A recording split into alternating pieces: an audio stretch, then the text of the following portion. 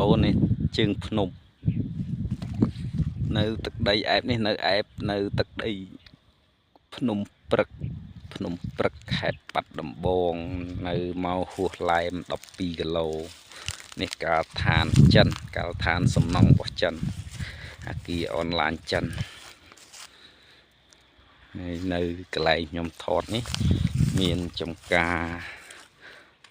ដលងមីហើយនឹងចំការស្វាយចន្ទីបងប្អូនមើលភ្នំសក់ភ្នំ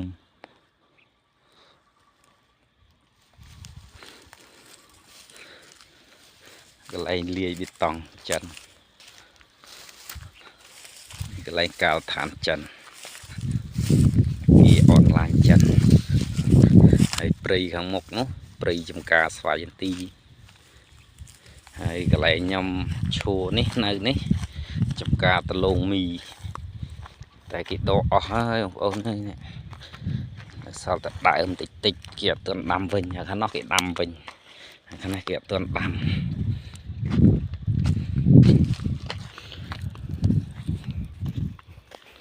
ចំការដី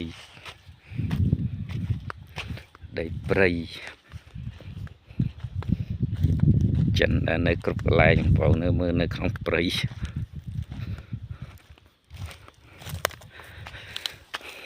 នៅតាមភ្នំជាដែនសក់ចិនជាដែនចិនទាំងអស់បងប្អូន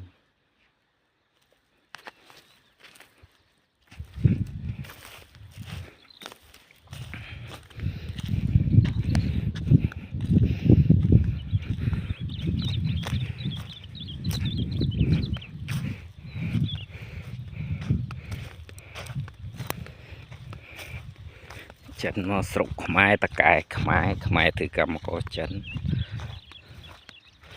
ថានៅកលៀបណាតែខ្មែរសម្រុកតាមធ្វើកម្មករចិនថាខ្ញុំថាគេទេចិនវាឲ្យតម្លៃគួរសមដែរ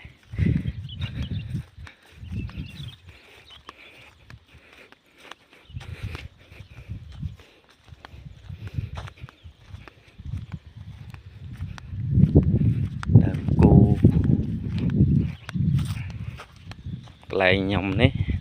ម្សិលមិញមេឃភ្លៀងបងប្អូនកន្លែងនោះដលងគេដាំហើយគេចាប់ដើមដាំនេះគេពងដាំនេះដលងនេះ